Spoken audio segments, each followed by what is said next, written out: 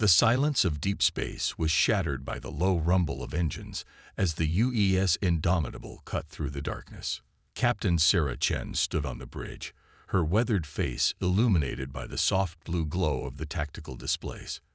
27 years of service had carved lines around her eyes, but they still burned with the same intensity that had earned her command of humanity's most powerful warship. "Status report," she ordered, her voice steady despite the weight of what they were about to attempt. Lieutenant Commander Jackson looked up from his station. "All systems nominal, Captain.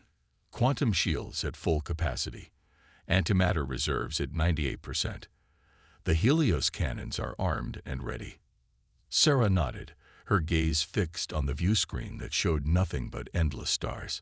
Somewhere out there, beyond the veil of visible space, waited the Draxan fleet, the same fleet that had reduced 3 human colony worlds to radioactive ash in the past month alone. "Any word from command?" she asked. Communications Officer Rivera shook her head. "No, ma'am. We're too deep in the void for real-time communication. Last transmission confirmed our mission parameters haven't changed. Those parameters were simple enough. Find the Draxan mothership and destroy it. The execution, however, would be anything but simple. The Indomitable was humanity's ace, the first warship equipped with the experimental quantum fold drive that could bend the fabric of space itself. It was untested in actual combat, but theory and simulation suggested it would give them the edge they desperately needed against an enemy that outgunned and outnumbered the entire Earth defense fleet. A holographic representation of their target sector materialized in the center of the bridge. The Cygnus Expanse, a dense cluster of stars and dust clouds perfect for hiding a fleet the size of the one they hunted. "Dr. Powell, what's your assessment?" Sarah turned to the civilian scientist who had been instrumental in developing much of the ship's advanced technology. The older man adjusted his glasses, a quaint affectation in an age of ocular implants. "If their patterns hold, they'll be somewhere in the nebula's outer ring. The radiation would mask their energy signatures, but it would also force them to cycle their shields every 6 hours. That creates a 3-minute window where they'd be detectable and vulnerable," added Security Chief Ortega from his tactical station. The stocky veteran's hand unconsciously moved to the scar that ran from his temple to his jaw, a souvenir from humanity's first encounter with the Draxan 5 years ago. Sarah studied the hologram, mentally calculating distances and positions. "We'll need to be close enough to detect them during that window, but far enough away that their sensors don't pick us up." "Threading a needle in the dark," muttered Jackson. "While wearing boxing gloves," Rivera added under her breath. Sarah allowed herself a thin smile. The crew's gallows humor was a good sign. Fear existed. It would be insanity not to feel fear, but it wasn't controlling them. "Navigation. Plot a course to these coordinates," she instructed, marking a position on the holographic display. "We'll use the gravitational shadow of the gas giant to mask our approach. Once we're in position, power down all non-essential systems and activate the thermal dampeners." Captain. ETA 37 minutes at standard burn." Sarah squared her shoulders and addressed the bridge crew. "I don't need to tell you what's at stake here.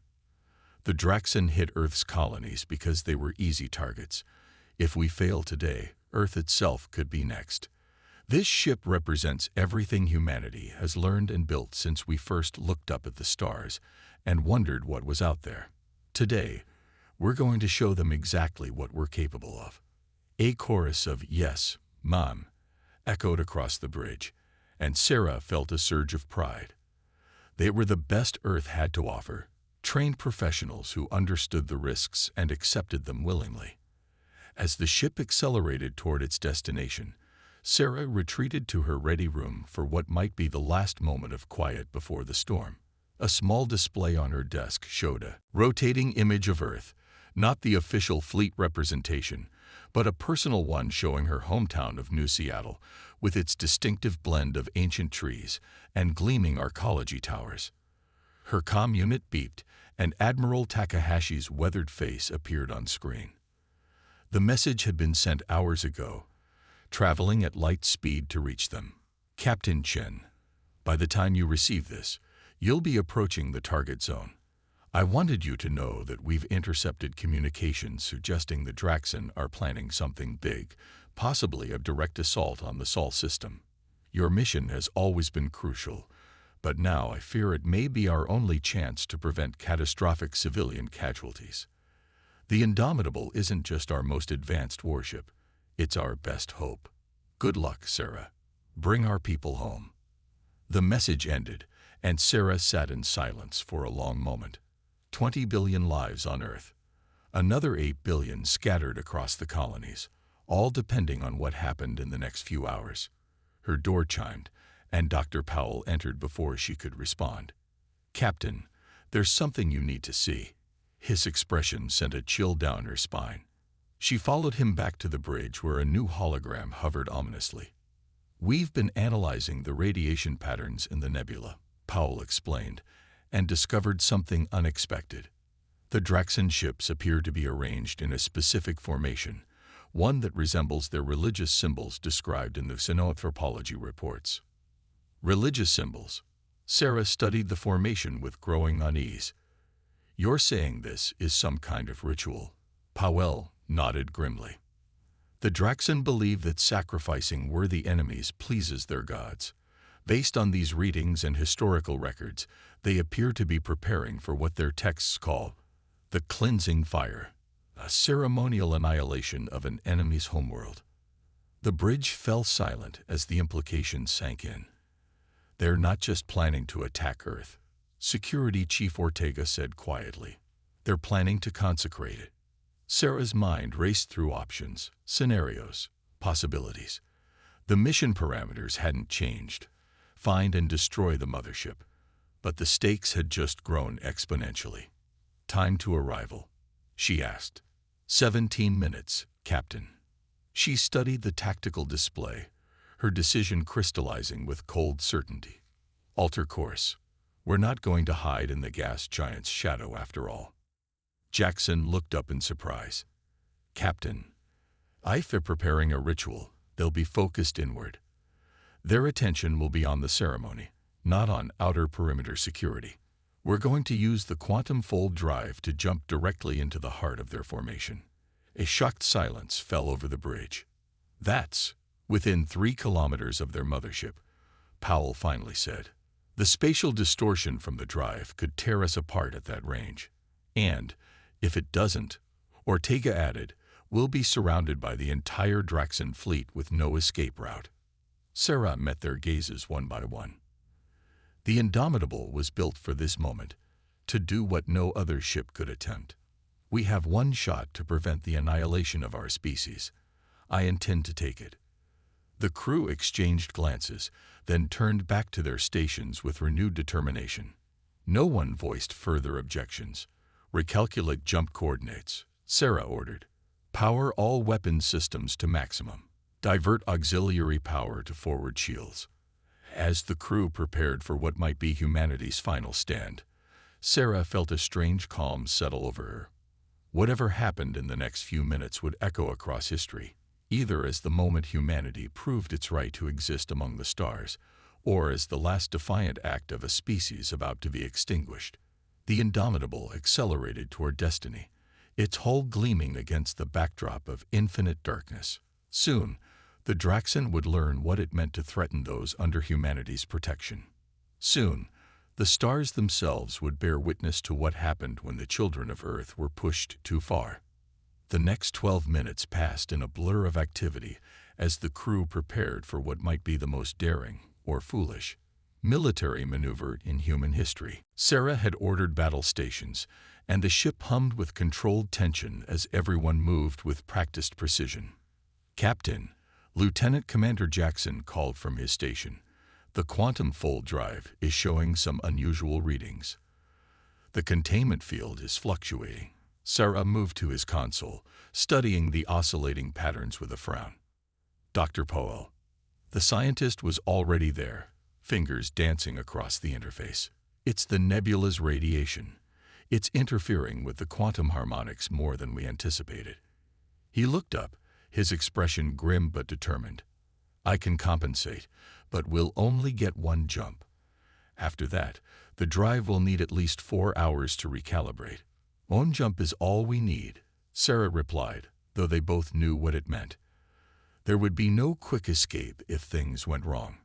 She returned to the command chair, feeling the weight of every second. The bridge was quiet except for the soft beeps of equipment and the occasional murmured status report. This was the calm before the storm, the breath before the plunge. 5 minutes to optimal jump position, announced the navigation officer. Sarah activated the ship-wide comm. All hands, this is the captain. In 5 minutes, we will execute a quantum fold jump directly into the heart of the Draxan fleet. Our mission is to destroy their mothership and disrupt whatever ritual they're planning. Make no mistake, this is the most dangerous operation any Earth vessel has ever attempted. But every one of you was chosen for this crew because you are the best at what you do. Today, we fight not just for ourselves, but for everyone back home who's counting on us. Stand ready. Chen out. She cut the transmission and turned to find Rivera watching her with a peculiar expression. Something on your mind, Lieutenant? The communications officer hesitated. Permission to speak freely, Mom. Always. My grandmother was on New Madrid when the Draxan hit it. Her voice was steady, but Sarah could hear the undercurrent of tightly controlled emotion. There were no survivors. 3 million people, just gone. I've been carrying that for weeks now, wondering if there was a purpose to it all. She straightened in her seat. I just wanted to say thank you for giving us this chance to make it mean something. Sarah nodded, understanding completely. Every person on this ship had similar stories. The Draxan had left no survivors in their attacks, showing a level of methodical brutality that shocked even veteran military personnel. We're going to make it count, Sarah promised, her voice low but fierce. The moment was interrupted by a soft alert from the science station. Dr. Powell was hunched over his instruments, his body language setting off alarm bells in Sarah's mind. Doctor. He looked up slowly. I've been analyzing the Draxan formation patterns more closely. The arrangement isn't just ceremonial, it's functional. Each ship is positioned to channel energy toward a central point, creating what appears to be an amplification field. What kind of energy? Security Chief Ortega demanded. Based on these readings, Powell's voice faltered. It's similar to the quantum signature of our fold drive, but vastly more powerful. Captain, I believe they're attempting to create a controlled spatial rift, possibly large enough to engulf an entire planet. The implications hung in the air like a physical weight. Earth had no defense against such a weapon. Could our drive be detected once we activate it? Sarah asked. Almost certainly. The quantum frequencies are too similar to be coincidence. A cold realization settled over Sarah. They've been watching us. These attacks on the colonies, they weren't just random acts of violence. They were studying our technology. 3 minutes to jump coordinates, navigation announced, seeming unnaturally loud in the tense silence. Sarah made her decision. We proceed as planned, but with one modification. Dr. Powell, can you reverse the polarity of our quantum field? The scientist blinked. Yes, but that would cause a cascade failure in the drive. And what would that do to a similar field operating on the same frequency? Understanding dawned in his eyes. It would create a destructive interference pattern. If timed precisely, it could disrupt their entire energy web. And if timed imprecisely. Ortega asked. Powell grimaced. Best case, nothing happens. Worst case, we create a quantum feedback loop that destroys both their fleet and us. 2 minutes to jump coordinates. Sarah nodded. Make the modifications. We'll time the polarity reversal to coincide with their next shield cycling window. As Powell rushed to implement the changes, Sarah turned to her tactical officer. Prepare a full salvo of Helios torpedoes. The moment we emerge from the jump, I want all weapons targeted on their mothership's reactor core. Targeting solutions locked and ready, Captain. Sarah activated her personal console, entering a series of commands that would normally require security override codes. The computer chimed softly in acknowledgement. "Captain," Jackson said slowly, "did you just set the self-destruct sequence?" Sarah met his gaze without flinching. 5-minute countdown, authorization only. If all else fails, we'll make sure the Draxen don't get what they came for. No one on the bridge questioned the decision. They had all signed up knowing the risks, understanding that sometimes victory required the ultimate sacrifice. 1 minute to jump coordinates. The Indomitable slowed as it approached the precisely calculated position where the quantum fold would be most stable. Through the view screen, the nebula loomed like a vast, colorful storm cloud, beautiful and deadly. "All departments report ready," Captain Rivera announced. "Engineering confirms the drive modifications are complete." 30 seconds. Sarah took a deep breath, centering herself. In the academy, they taught that command was about making impossible choices with insufficient information. Never had that lesson felt more relevant than now. "Final weapons check complete. All systems green," reported Ortega. "Quantum field stabilizing. Ready for fold initiation," added Powell. 10 seconds. The countdown continued silently on everyone's displays. Sarah gripped the arms of her command chair, her mind clear and focused despite the magnitude of what they were about to attempt. Initiating quantum fold. Now. The universe seemed to bend around them. On the view screen, stars stretched into lines, then vanished entirely as the ship entered the fold, a pocket dimension where normal physics surrendered to quantum uncertainty. For 3 heartbeats, there was nothing but a strange, shimmering darkness. Then reality reasserted itself with a violent lurch. "Fold complete," Jackson shouted over the blaring alarms. "We're right in the middle of, oh my God." The view screen showed what had struck him silent. The Draxen fleet surrounded them, dozens of massive warships arranged in a perfect geometric pattern. At the center hovered their mothership, a behemoth that dwarfed even the Indomitable, its surface covered in pulsing lights that beat like a heartbeat. But it wasn't the size of the enemy fleet that had shocked the bridge crew. It was the fact that every Draxen ship was already oriented toward them, weapons charged and ready. "They knew we were coming," Rivera whispered. Before Sarah could respond, the ship rocked violently as multiple energy beams struck their shields. "Shields holding at 84%, Ortega reported. "They're targeting our drive systems." Sarah's mind raced. The Draxen couldn't possibly have predicted their exact arrival point unless... "Captain," Powell's voice cut through her thoughts. "The quantum signature. They detected our drive the moment we started charging it. They'd been waiting for us." The ship shuddered again under another barrage. "Return fire. All batteries," Sarah ordered. "Execute the polarity reversal on my mark." As the Indomitable's weapons blazed to life, Sarah felt time slow around her. They had walked into a trap, but perhaps that could be turned to their advantage. The Draxen wanted their quantum technology, needed it, apparently, to complete whatever weapon they were building. And that desperation might be the one weakness they could exploit. "Their formation is shifting," navigation reported. "They're moving to surround us completely." On the tactical display, Sarah watched the enemy ships closing in like a noose. But in doing so, they were breaking their carefully arranged pattern, disrupting whatever energy web they had been creating.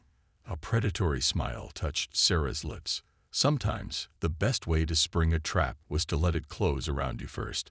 Sarah's mind raced as the Indomitable shuddered under another barrage of Draxen weapons fire. The enemy ships had adjusted their formation, abandoning their ritual arrangement to encircle the human vessel. The view screen showed the massive mothership directly ahead, its surface now rippling with strange energies that seemed to bend the very light around it. "Shields at 62% and falling," Jackson called out, his fingers flying across his console. 2 more direct hits on our starboard sections." "Evasive pattern Delta," Sarah ordered, her voice calm despite the chaos. "Ortega, concentrate fire on the nearest destroyer. We need to punch a hole in their formation.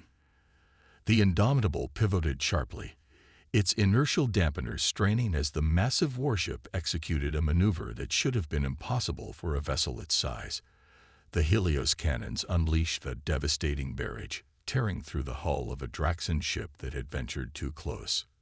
Direct hit, Ortega announced, a fierce satisfaction in his voice. Enemy vessel disabled. But for every small victory, the situation grew more dire.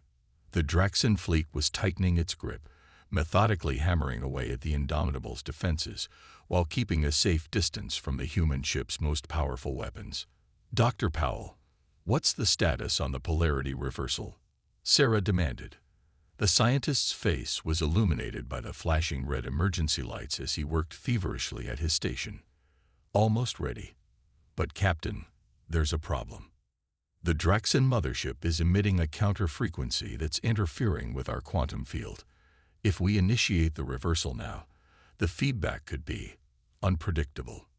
Define unpredictable. Sarah pressed. Powell looked up, his eyes haunted. It could disrupt their energy web as intended, or it could create a quantum singularity that consumes everything within 1,000 kilometers. The ship lurched violently, throwing several crew members from their stations. Sparks erupted from an overhead console. Deck 7 reports hull breach. Rivera called out, emergency bulkheads engaging. Sarah fought to maintain her focus amidst the growing chaos. The Draxan had prepared for them, had somehow anticipated their plan. Whatever weapon they were building must be close to completion, and Earth's destruction was imminent if they failed here. Navigation, she called, plot a direct course for the mothership. Full impulse. The officer turned, shock evident on his face. Captain, at that range, the energy discharge from their weapons will overwhelm our shields in seconds. That's precisely what I'm counting on, Sarah replied, her voice hardening. Dr. Powell, delay the polarity reversal until my mark. Ortega, prepare to dump all power from life support into the forward quantum shields the moment we're within 500 meters of the mothership. Understanding dawned on their faces. It was a suicide run, but one that might give them the proximity needed to ensure their countermeasure worked. All hands, brace for impact, Sarah announced over the ship-wide comm. Prepare for close-quarters engagement. The Indomitable surged forward, engines screaming as the massive warship accelerated directly toward the heart of the Draxan fleet. Enemy fire intensified, pounding against their shields in a constant stream of destructive energy. Shields at 47%. Jackson reported. 39. 32. Sarah watched the distance counter on her display, waiting for the precise moment. The mothership grew larger on the view screen, its surface now clearly visible, an alien architecture of angles and protrusions that seemed to defy conventional engineering. 800 meters, 700. The bridge lighting flickered as power was redirected to the engines and shields. Warning klaxons blared as system after system reported critical failures. Captain, Rivera called, her voice tight with tension. We're receiving a transmission from the Draxan mothership. Sarah's eyebrows rose in surprise. In all the years of conflict, the Draxan had never attempted communication. Put it through. The view screen shifted, revealing a being that only vaguely resembled the anatomical diagrams in Earth's xenobiology database. The Draxan commander's carapace gleamed with an iridescent sheen, and multiple eyes focused on Sarah with unsettling intensity.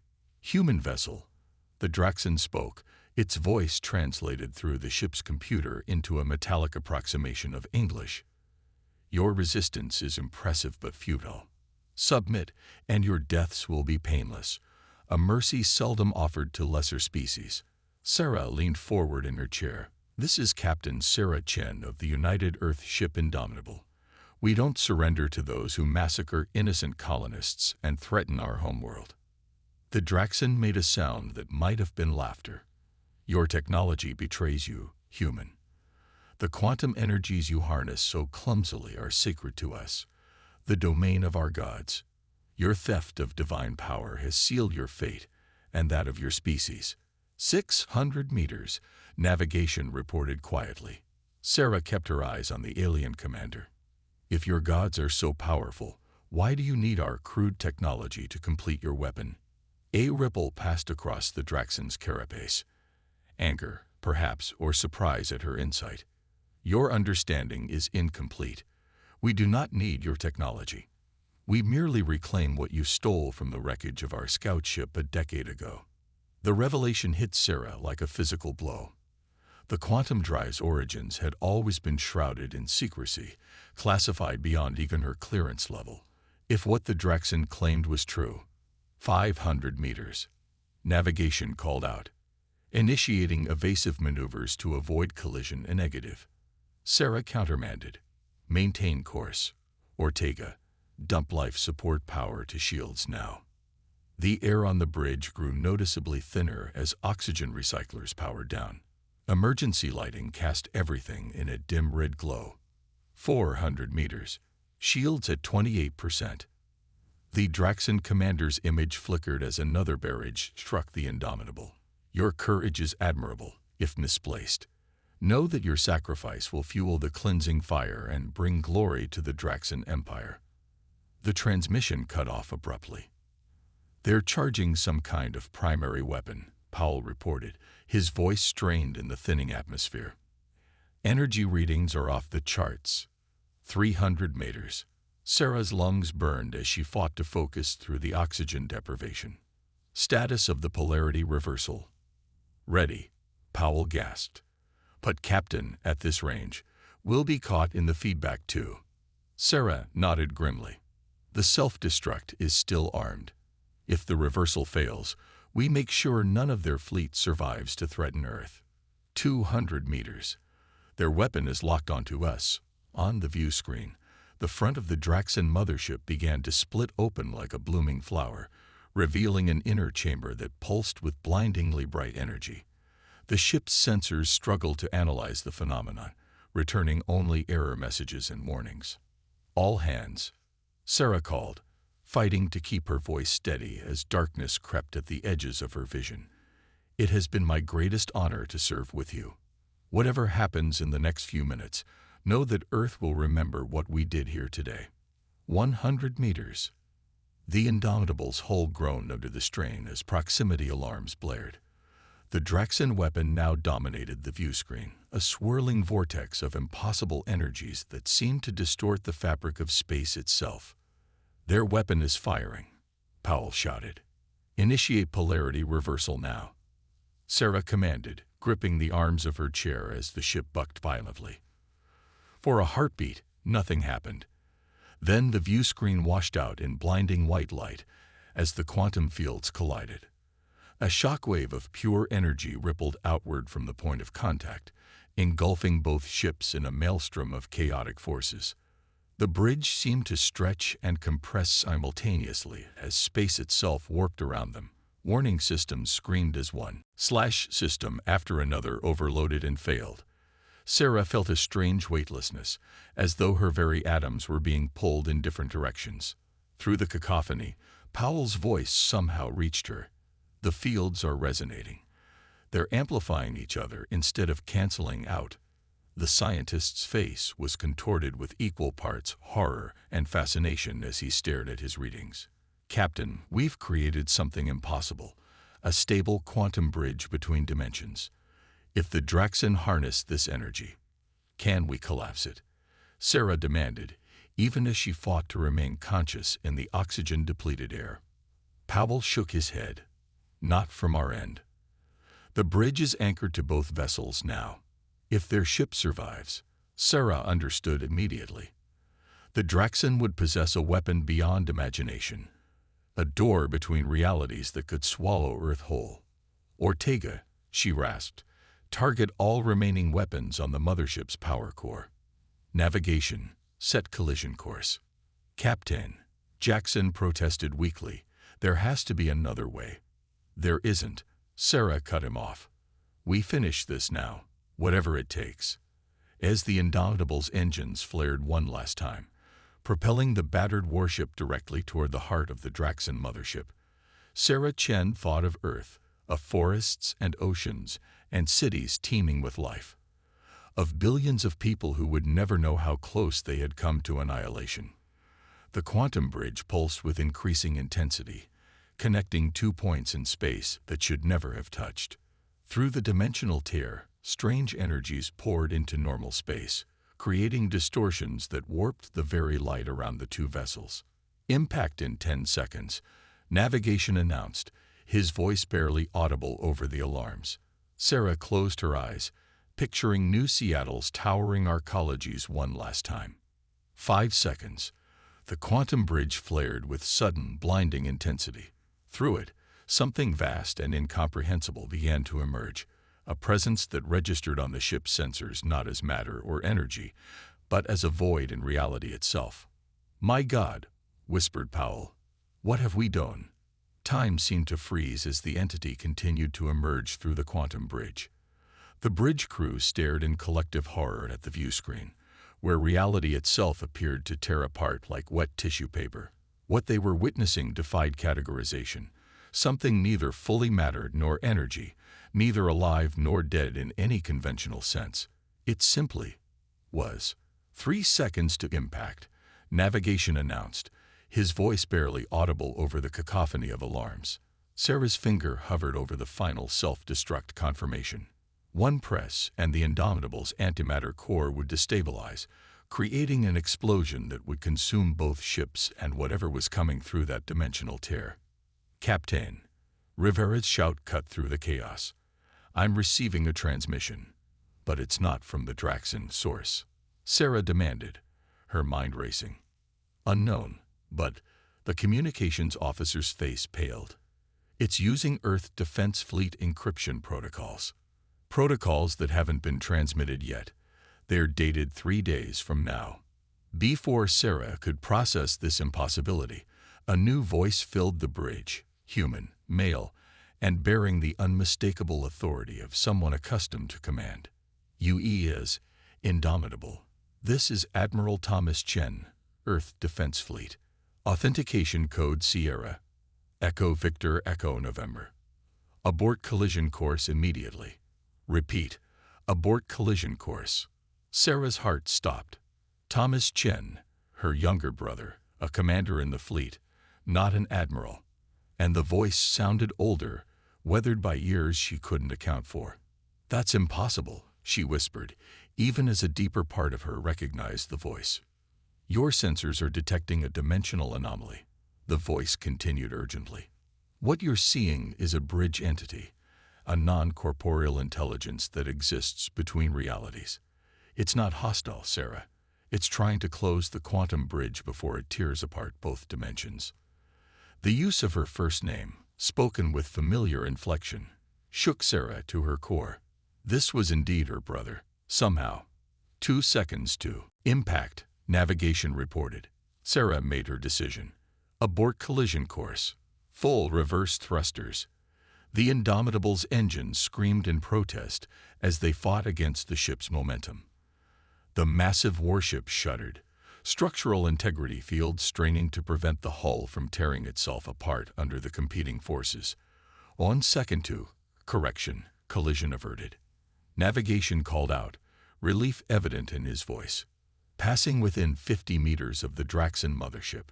Through the view screen, Sarah watched as the bridge entity fully emerge, a shifting, prismatic form that seemed to occupy more dimensions than the human mind could comprehend.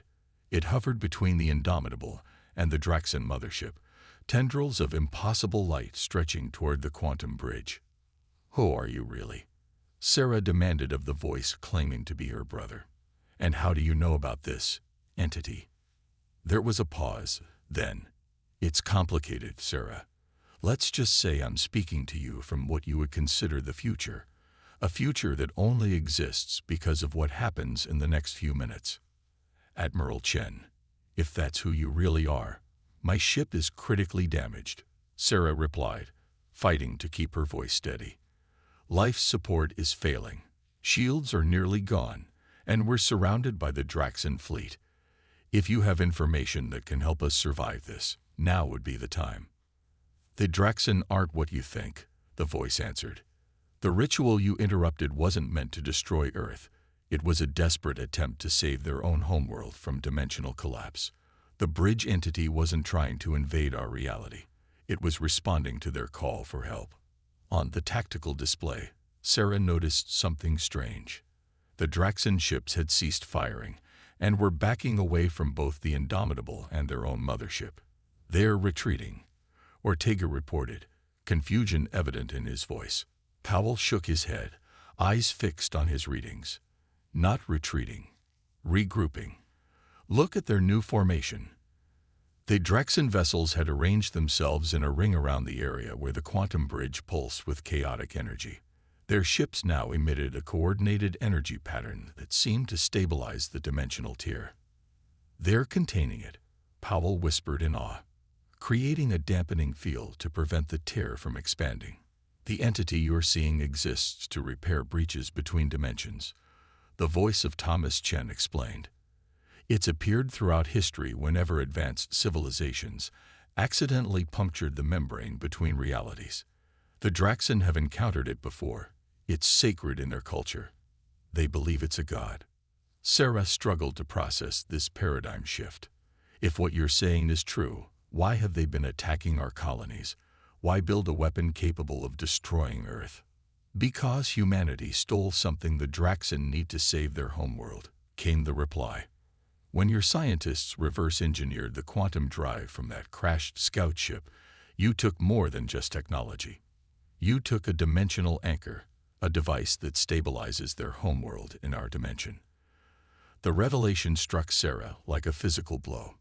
"Are you saying our quantum drive is actually a fragment of the device?" "Yes.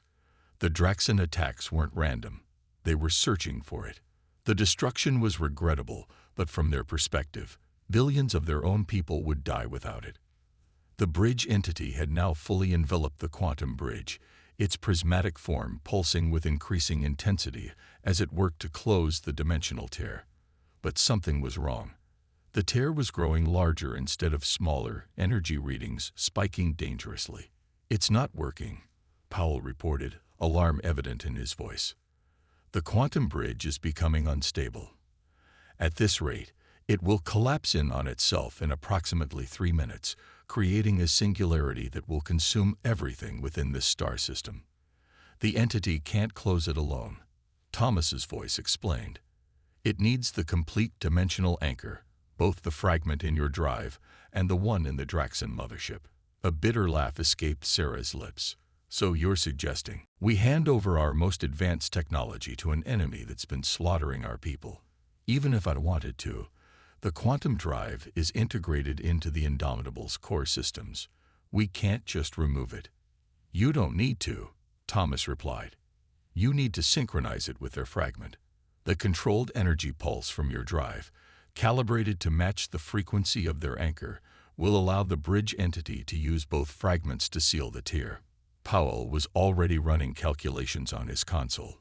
"Theoretically possible, but we'd need the exact resonance frequency of their anchor. Without it, we'd more likely accelerate the collapse. Frequency modulation 957.3 terahertz, pulse amplitude at 72.8% of maximum, duration 3.7 seconds. Thomas provided without hesitation. Powell's eyebrows shot up as he verified the calculations. "That would work.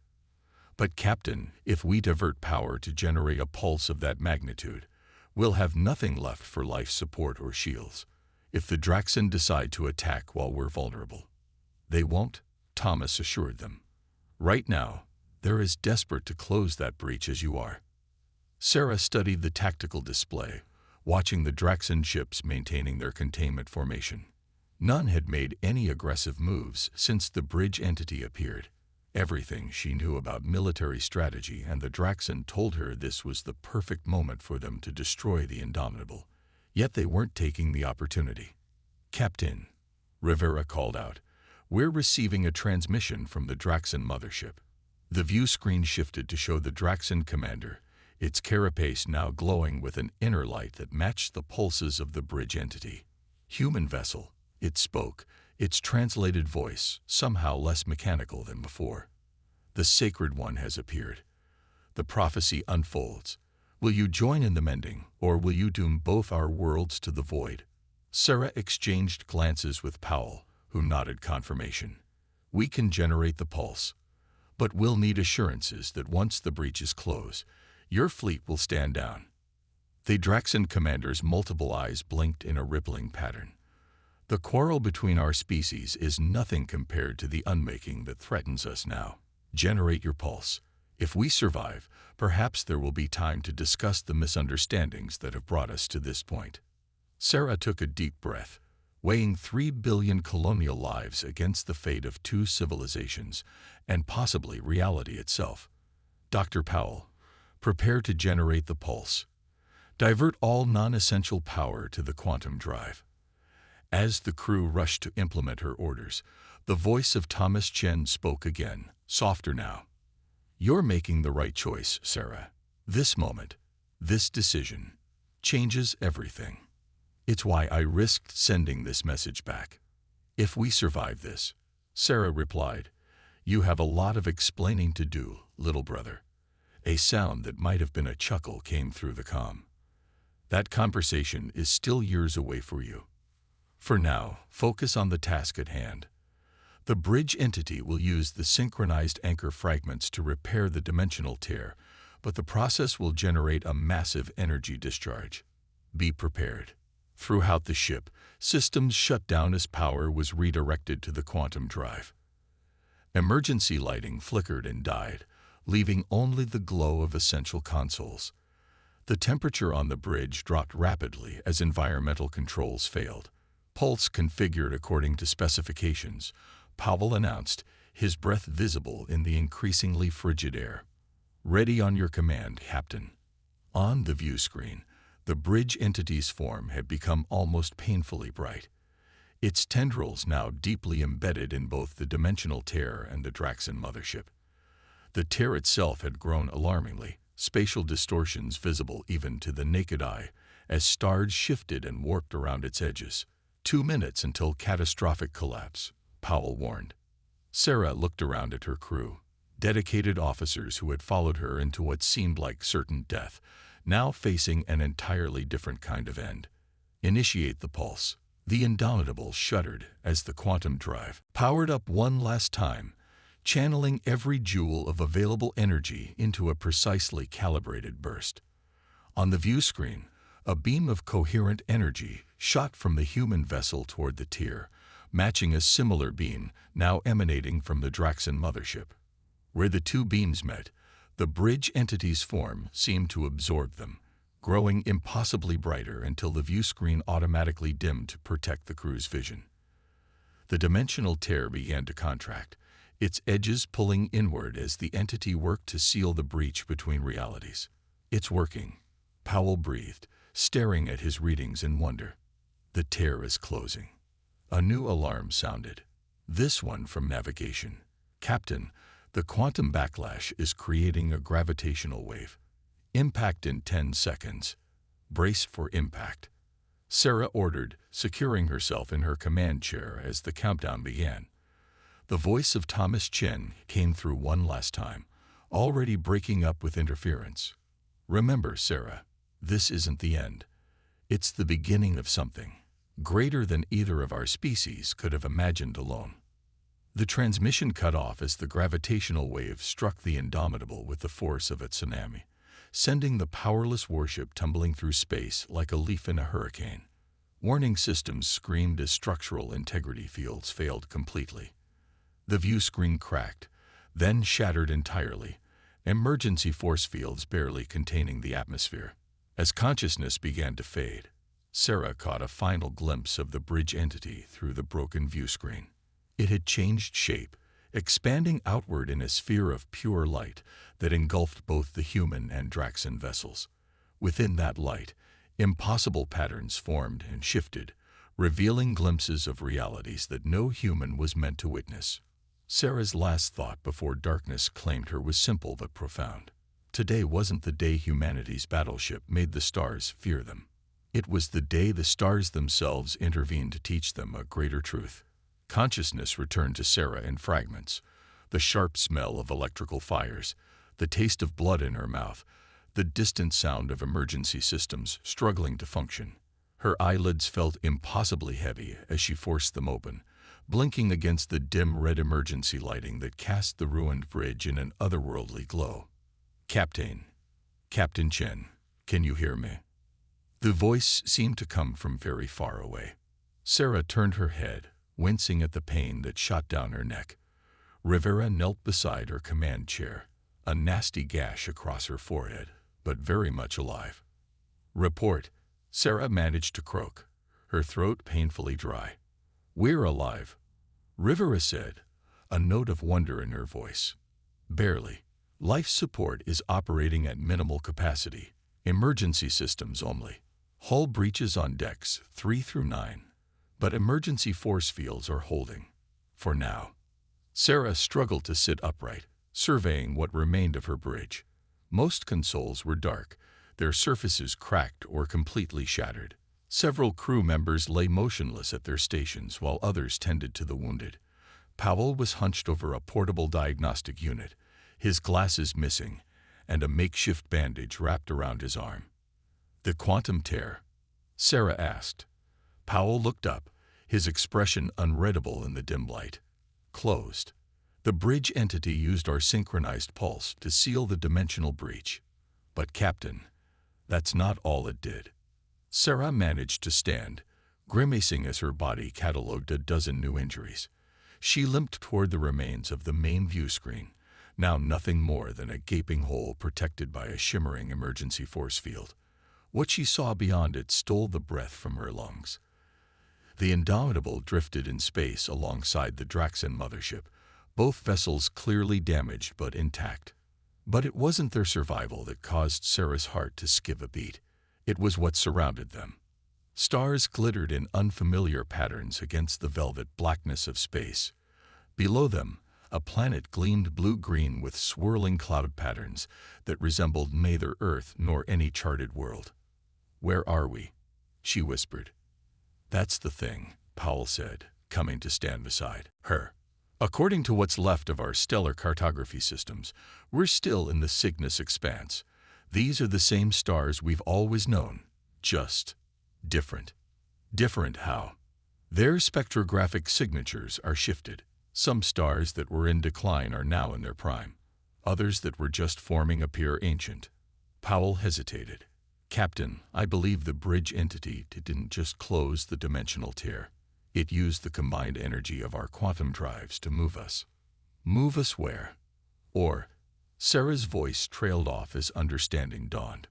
"When?" Powell nodded. "Based on stellar aging patterns, approximately 5,000 years into the future. But there's more." He gestured toward the planet below them. "That world doesn't exist in our stellar catalogs. At least it didn't before." Before Sarah could process this information, Ortega called from the tactical station, where he'd managed to get partial systems online. "Captain, we're being hailed. It's the Draxan mothership." Sarah squared her shoulders despite the pain. "Put it through." A holographic projection flickered to life in the center of the bridge, showing the Draxan commander. Its carapace was cracked in several places, dark fluid seeping from the wounds, but its posture remained proud. "Human, Captain," it began, its translated voice weaker than before. "It seems the Sacred One has spared both our vessels." "So it would appear," Sarah replied cautiously. "Do you have any idea where, or when, we are?" The Draxan's inner membranes fluttered in what might have been surprise. "You sense it too, then?" "Yes, we have been displaced. The ancient texts speak of such possibilities when the Sacred One intervenes directly. We call it the time of judgment." "Judgment." Sarah tensed. Perhaps that is not the correct translation. Trial might be more accurate. Or test. The Draxan commander tilted its head. "What matters is that we are here, together, with neither the capability to destroy the other nor to return to our respective civilizations." A proximity alert sounded from Ortega's console. "Captain, multiple vessels approaching. Configuration unknown, not matching any Earth or Draxan designs." Sarah glanced at the tactical display. Dozens of ships were rising from the planet below, sleek vessels that shimmered with an inner light reminiscent of the bridge entity. "We're being hailed again," Rivera announced. "Different frequency. I don't know what it is." "Open a channel," Sarah ordered. The hologram shifted, replaced by a figure that defied easy description. Humanoid in basic shape, but with features that seemed to flow and shift like liquid crystal. When it spoke, the voice resonated directly in their minds, rather than through the ship's communication systems. "Ancestors," the being greeted them. "We have awaited your arrival for 5 millennia. The convergence is at hand." Sarah exchanged a glance with the Draxan commander, who appeared equally confused. "I'm Captain Sarah Chen of the United Earth ship Indomitable. We're not your ancestors. There's been some kind of mistake." The crystalline being's features rippled in what might have been amusement. "No mistake, Progenitor Chen. When the Great Bridge brought your vessels here, it altered the course of history. The war between humans and Draxan never occurred. Instead, your people and theirs came together, sharing technology and culture. We are the descendants of that union, the convergence of your species." Stunned silence fell over the bridge. The Draxan commander's voice finally broke it. "Impossible. Our biologies are entirely incompatible." "Not genetically," the being clarified, "though some chose that path through technological means. The convergence began as an alliance, became a shared civilization, and eventually evolved into something greater than either species could have achieved alone." Powell stepped forward, scientific curiosity overcoming his injuries. "You're saying that because we were removed from the timeline, our species were forced to work together rather than fight?" "The bridge entity did not merely displace you," the being explained. "It created a focal point, a moment where the fate of 2 civilizations balanced on the edge of a quantum probability. Your absence created a void that could only be filled by cooperation. Without the Indomitable and its dry fragment, Earth could not continue its military expansion. Without their mothership and anchor, the Draxan could not stabilize their homeworld alone. So they helped each other," Sarah finished, the implications staggering. "Indeed, the humans provided the quantum technology needed to save the Draxan homeworld. The Draxan shared their dimensional understanding, allowing humanity to achieve true interstellar travel. Together, they created wonders neither could have imagined separately." The being gestured, and holographic images appeared around them. Vast cities that blended organic and geometric architecture, starships of impossible design, and beings of both human and Draxan origin working side by side. "But why bring us here now?" Sarah asked. "After 5,000 years. The being's form pulsed with internal light. "Because the bridge entity's intervention was temporary. The quantum probability fork it created is collapsing.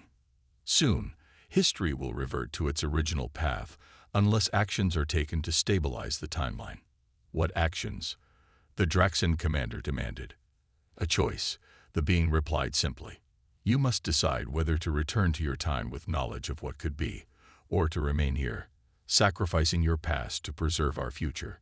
Sarah felt the weight of billions of lives, past, present, and future, pressing down upon her. "If we return, how do we prevent the war? Our civilizations were already in conflict. The answer lies in what you have both witnessed," the being said. "The bridge entity showed you truths beyond your understanding. It revealed that your species are not meant to be enemies, but essential counterparts in the cosmic balance. One cannot exist fully without the other." The Draxan commander moved closer to the hologram. "The Sacred One has always guided our people, but never so directly. Why interfere now, after millennia of watching civilizations rise and fall?" The crystalline being's form shimmered. "Because what emerges from the union of your species is necessary for what comes next. The universe faces threats that no single civilization can withstand. The convergence is not just a better future, it is the only future in which life in this galaxy survives." A new alarm blared from the tactical station. "Captain," Ortega called out, Energy readings are spiking throughout the ship. The quantum drive is activating on its own. Powell rushed to his console. It's not just our drive. The Draxon anchor is resonating with it. They're creating another dimensional field, similar to the tear, but more stable. The crystalline being nodded. The choice must be made now. The probability window is closing. Sarah looked around at her battered crew, then to the Draxon commander. After everything they had experienced, after seeing what could be, could they really return to a path of mutual destruction? If we choose to return, she asked, can we remember this? Will we know what we've seen here? The knowledge will remain, though it will feel like a dream, distant but influential, the being answered. Enough to guide your actions if you choose to heed it. The Draxon commander's inner membranes fluttered in what Sarah had come to recognize as deep thought. My people have always believed the Sacred One guides us toward our destiny. Perhaps this is what the ancient texts meant by the joining of separate paths. Sarah took a deep breath. We'll return. Both of us. If there's even a chance we can create this future through our own actions rather than cosmic intervention, we have to try. The crystalline being's form brightened. As the equations predicted, the cycle continues. Before Sarah could ask what that meant, the quantum field expanded, enveloping both ships in shimmering energy. The bridge seemed to stretch and compress simultaneously, reality bending around them as it had during the first dimensional event. Sarah's last glimpse was of the crystalline being raising a hand in farewell, or perhaps blessing, as the future convergent civilization faded from view. Then darkness claimed her once more. She awakened to the sound of battle stations. Klaxons. The bridge was intact, undamaged, the crew at their stations as if nothing had happened. Quantum fold complete, Jackson announced. We're right in the middle off. He stopped, confusion crossing his face. Wait, something's wrong. The Draxon ships, they're not firing.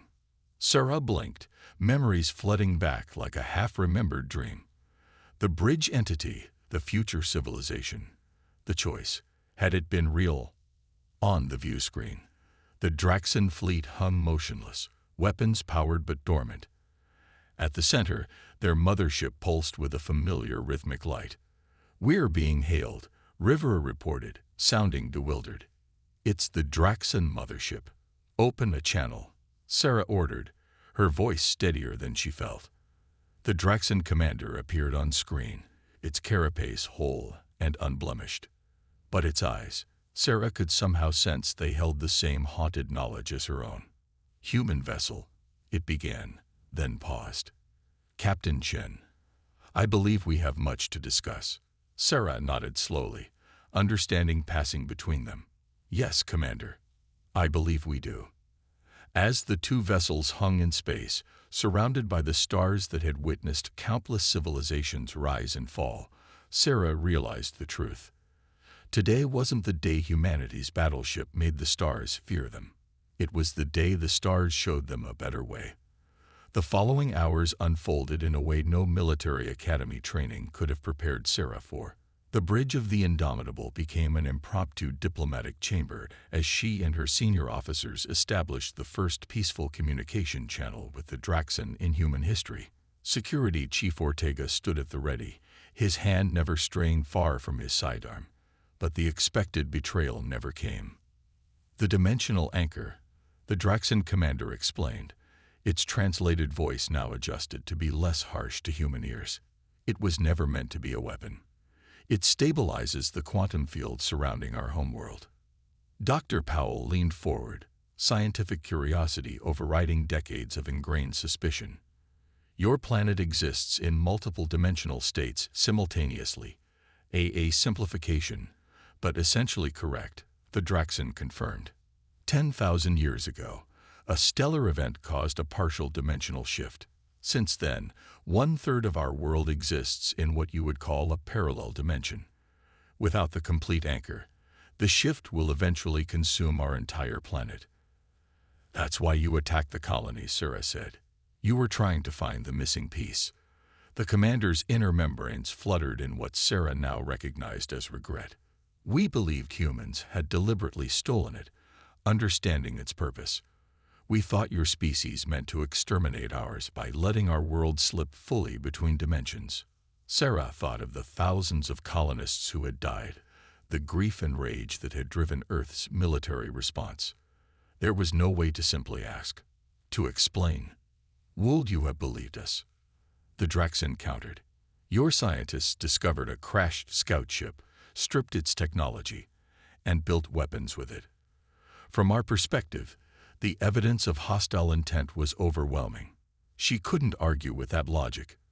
First contact protocols existed for a reason, and humanity had trampled them in their eagerness to acquire advanced technology.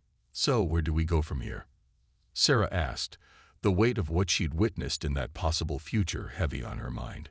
A truce, the Draxan proposed, followed by a technology exchange. Your quantum drive contains a fragment of our anchor. Combined with our remaining pieces, we can stabilize our homeworld without further conflict. And in return, Ortega asked, suspicion evident in his voice. Knowledge, the commander replied simply.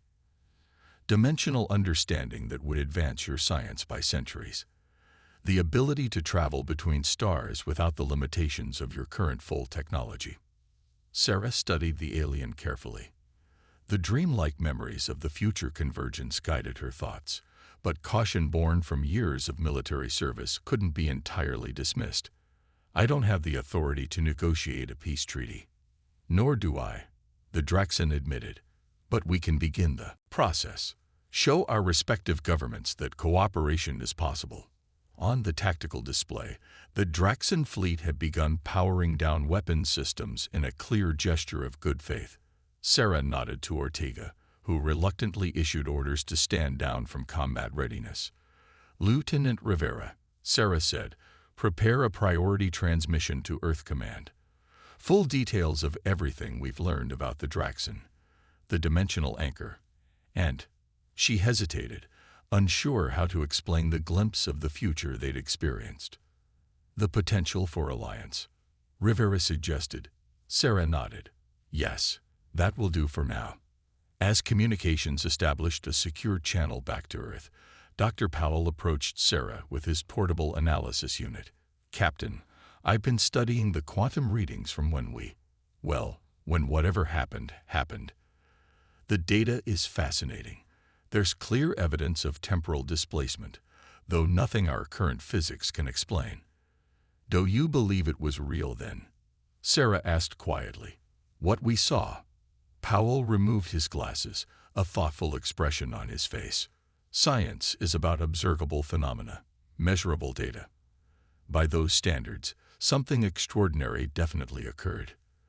The question of whether it was a glimpse of a potential future or some kind of shared hallucination induced by dimensional energies, he shrugged. Perhaps it doesn't matter. The effect is the same either way. Meaning? Meaning we've chosen to change course based on what we experienced, he said. In quantum terms, we've collapsed a probability wave into a new reality. Sarah smiled slightly.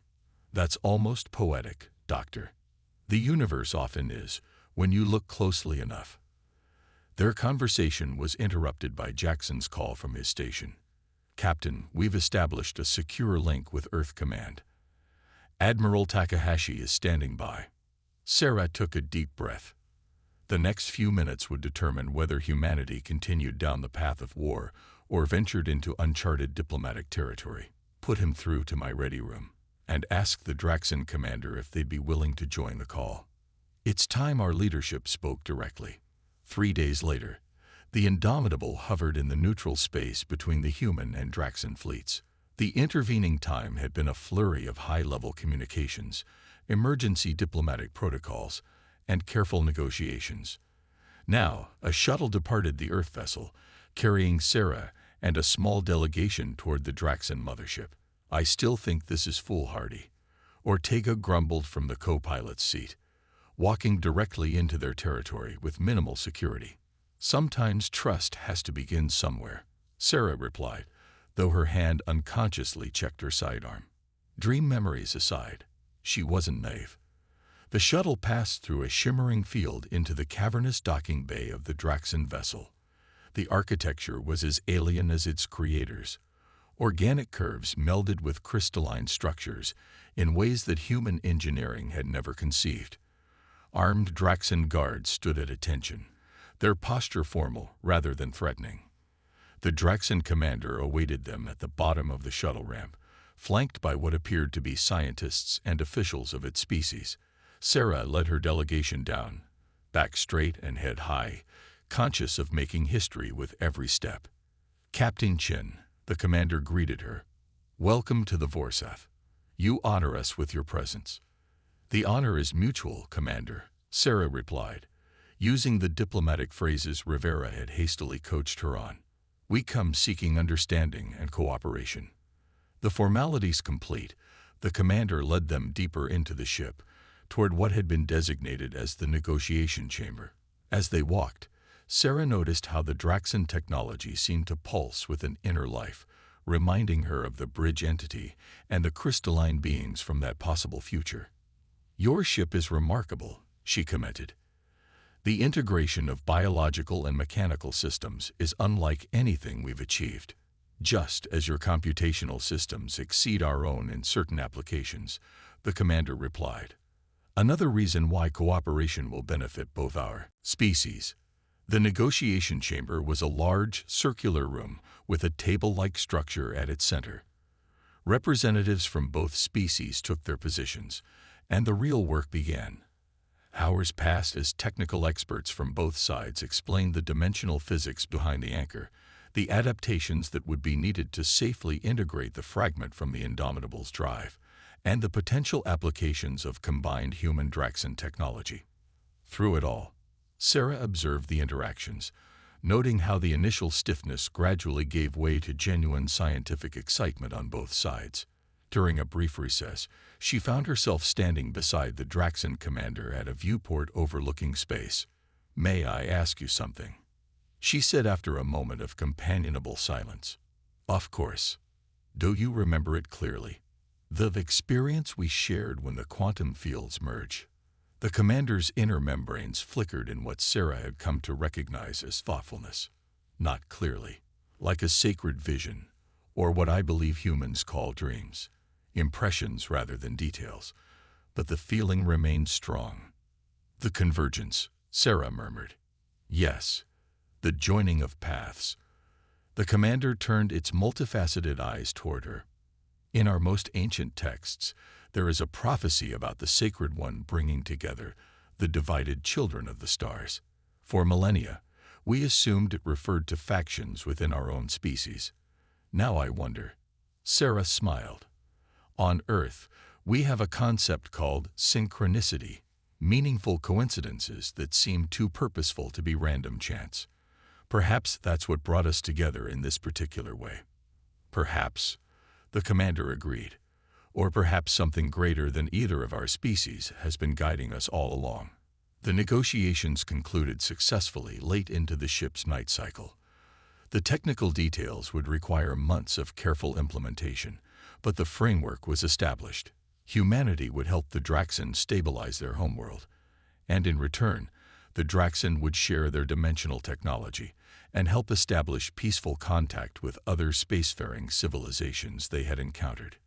As Sarah prepared to return to the Indomitable, the Draxan commander presented her with a small crystalline object that pulsed with inner light.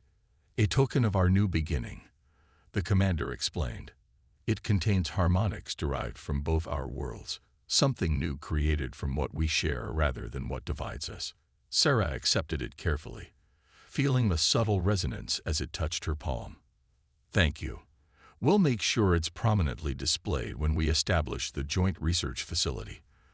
The return shuttle journey was quiet, each member of the delegation lost in their own thoughts about the historic agreement they had just helped forge. As they approached the Indomitable, Sarah gazed out at the stars, thinking about the vast possibilities that lay ahead, and the narrow avoidance of the destructive path they had nearly taken. 6 months later, Sarah stood on the observation deck of the newly commissioned Convergence Station, a joint human-Draxan facility orbiting a neutral star system. Through the viewport, she could see ships from both civilizations moving in coordinated patterns as they worked to construct the massive research platform that would house the first permanent diplomatic mission. Quite a sight, isn't it? A familiar voice said behind her. Sarah turned to find Admiral Takahashi, his weathered face breaking into a rare smile. "I never thought I'd live to see this, Captain Chen. From the brink of interstellar war to the most significant cooperative venture in human history, all in less than a year. It almost didn't happen," Sarah replied, thinking of how close they had come to mutual destruction. "But it did, thanks to you and your crew." The Admiral joined her at the viewport. "The quantum anchor integration was completed yesterday. Early reports indicate the Draxan homeworld has already begun to stabilize. Their scientists are calling it a miracle." "Not a miracle," Sarah said quietly. "Just the right choice at the right moment." Takahashi gave her a curious look.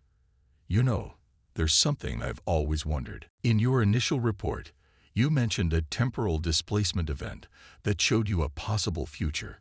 Yet in subsequent debriefings, you were never able to provide specific details. It was more impression than information," Sarah explained, echoing the Draxan commander's words. "Like remembering a dream upon waking. You know it affected you deeply, but the details slip away the harder you try to grasp them." The Admiral nodded thoughtfully. "Well, whatever you experienced out there, it changed the course of two civilizations." He handed her a datapad, "which is why these orders have been approved. The Indomitable is being recommissioned as our first joint exploration vessel. Half human crew, half Draxan, and they want you to command it." Sarah took the pad, scanning the orders with growing amazement. "Joint exploration. Where?" "Beyond the boundaries of known space," Takahashi replied. "With the improved quantum fold technology, we can reach galaxies previously thought inaccessible. Both our governments agree that facing the unknown together makes more sense than continuing to explore separately." As Sarah considered the implications, her hand unconsciously touched the crystalline token from the Draxan commander, which she now wore on a chain around her neck. Since receiving it, she'd occasionally experienced flashes of that possible future, glimpses of wonders yet to be discovered, challenges yet to be faced, and a growing civilization that combined the best of both species. "I accept," she said finally. "When do we depart?" 3 months, Takahashi replied. "Just enough time to integrate the crews and complete the ship modifications." Later that evening, Sarah stood alone on the observation deck, watching as a Draxan ship performed the intricate maneuvers of their traditional greeting ceremony for a newly arrived Earth vessel. The two ships danced around each other in perfect coordination, their running lights tracing patterns against the darkness of space. "Beautiful, isn't it?" said a voice behind her, familiar yet impossible. Sarah turned slowly, her heart racing. A man stood there, older than she remembered, his admiral's uniform bearing insignia she didn't recognize. "Thomas," she whispered. Her brother smiled, but there was something different about him, a depth in his eyes that spoke of experiences beyond her understanding. "Hello, Sarah. How are you here?" The message, was it really from the future? He moved to stand beside her at the viewport. "Time isn't as linear as we once believed. The bridge entity exists in all moments simultaneously. Sometimes, when the need is great enough, it creates connections." Sarah stared at him, 1,000 questions competing for priority. "Are you actually here, or is this another vision?" "Does it matter?" Thomas asked with a gentle smile. "What matters is that you chose wisely. The path ahead won't be easy. True understanding never is, but it leads to wonders beyond imagination." "The convergence," Sarah said. "It's really going to happen." Thomas looked out at the ships dancing among the stars. "It already has, in one sense. You've taken the first steps. The rest will unfold as it should." He turned to face her fully, and for a moment, Sarah thought she could see through him to the stars beyond. "The universe is vaster and stranger than we ever dreamed, sister, and we're just beginning to understand our place within it." Before she could respond, the door to the observation deck slid open. Sarah turned instinctively, and when she looked back, Thomas was gone, if he had ever truly been there at all. Lieutenant Commander Jackson entered, pausing when he saw her expression. "Captain, is everything all right?" Sarah took a deep breath, centering herself. "Yes, Jackson. Just contemplating our next mission." He nodded, then handed her a datapad. "The preliminary crew assignments for the Indomitable. Both the Earth Defense Fleet and Draxon Command have approved all selections." Sarah scanned the list, noting how human and Draxon names alternated throughout the departmental assignments. What once would have seemed impossible now felt like the natural order of things. "Thank you, Commander. Please inform all personnel that I look forward to serving with them." As Jackson left, Sarah turned back to the viewport, watching the cosmic dance of ships that once would have been locked in combat. Perhaps Thomas, whether vision or visitor, was right. The convergence had already begun. In the reflection of the transparent aluminum, she caught a glimpse of something behind her, a shimmering, prismatic form that might have been her imagination, or might have been something much more profound. When she turned, nothing was there, but a sense of peace remained. The day humanity's battleship made the stars fear us had never come to pass. Instead, it had become the day humanity learned they were not alone in their journey through the cosmos. And somehow, that felt like a far greater victory than any battle could have provided.